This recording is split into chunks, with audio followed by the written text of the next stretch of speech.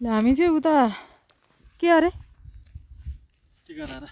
टिकाधाराबाट फर्किँदैछ। अब हामी चाहिँ टिकाधारासम्म अलि लगभग पुगेन, 1 किलोमिटर छ नदिए थकै लाग्यो। यहाँ चाहिँ बाटोमा यसरी टेन्ट टाङ्ने ठाउँ चाहिँ बनाएर टिक्क पारिदिनु भएको हुँदो रहेछ।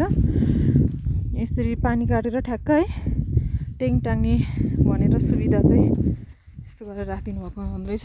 फुर्से देउरालीबाट माथि टिकाधारासम्म अलिकति पुगेन, त्यहाँबाट फर्क्यौँ। ल यो फागुने तर्फ जाने बाटो यो रहेछ।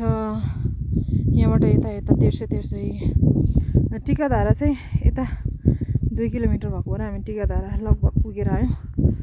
अब यहाँबाट फेरि यो अघि हामी उक्लेको यो खोल्सा डरै लाग्दो छ कि यो खोल्सा झरेर त्यो तेर्सै बाटो उहाँ ठ्याक्कै उहाँ त्यही डाँडाको टुप्पोमा हिजो राति बसेको हामी।